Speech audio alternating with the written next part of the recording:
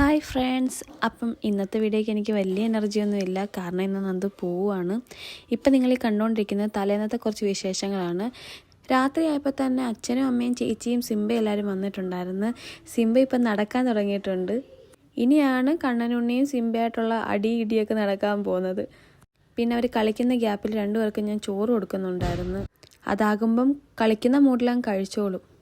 കണ്ണനുണ്ണിക്കാണെങ്കിൽ ആഹാരം കഴിക്കാൻ ഭയങ്കര മടിയാണ്. പിന്നെ അപ്പം ഗഞ്ചിറയൊക്കെ എടുത്ത് കൊട്ടി കണ്ണനുണ്ണിയും സിംബയും ഭയങ്കര ഡാൻസൊക്കെ ആയിരുന്നു. സിംബയാണ് സൈഡിലോട്ട് മാറുവാണ് സൗണ്ട് കേട്ടിട്ട്.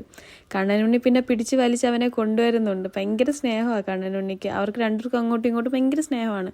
എന്തെങ്കിലും കിട്ടിക്കഴിഞ്ഞാൽ വായിൽ വെച്ച് കൊടുക്കുക. പിന്നെ കളിപ്പാട്ടമൊന്നും അങ്ങനെ കൊടുത്ത് ഞാൻ കണ്ടിട്ടില്ല. കണ്ണനുണ്ണിയാണ് അവനെ പിടിച്ച് വലിക്കുവാണ്. കുഞ്ഞിനും അറിയത്തില്ല. പിന്നെ രണ്ടുപേരുടെ കാറിൽ കയറിയെന്ന് കുറച്ച് നേരം അതൊക്കെ ഉരുട്ടി കളിക്കുകയൊക്കെ ചെയ്ത്. ഇപ്പോഴൊന്നും നന്ദുവിൻ്റെ മുഖത്ത് ഒരു സന്തോഷമില്ല. കാരണം നന്ദുവിന് നല്ല ടെൻഷനുണ്ട്. കാരണം ഇപ്പം കണ്ണനുണ്ണി നന്ദുവായിട്ട് ഭയങ്കര അറ്റാച്ച്ഡ് ആയിപ്പോയി. ഭയങ്കര സ്നേഹമാണ്.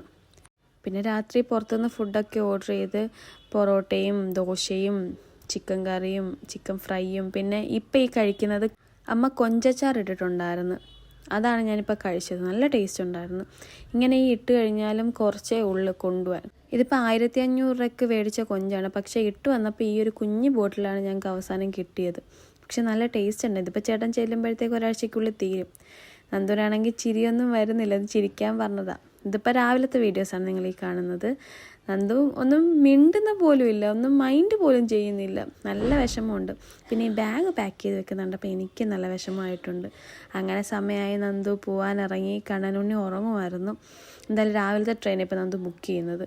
പിന്നെ കണ്ണനുണ്ണിക്ക് ഓടിപ്പോയി ഉമ്മയൊക്കെ കൊടുത്ത് നല്ല വിഷമമുണ്ടായിരുന്നു. പിന്നെ ഞാൻ കരയുമെന്ന് നോക്കി കുറേ പേര് നിന്നിട്ടുണ്ടായിരുന്നു. പക്ഷെ ഞാൻ കരയത്തൊന്നുമില്ല. കാരണം ഉള്ളിൽ വിഷമമുണ്ട്. പക്ഷെ പുറത്തങ്ങനെ കാണിക്കാനൊന്നും ഇല്ല.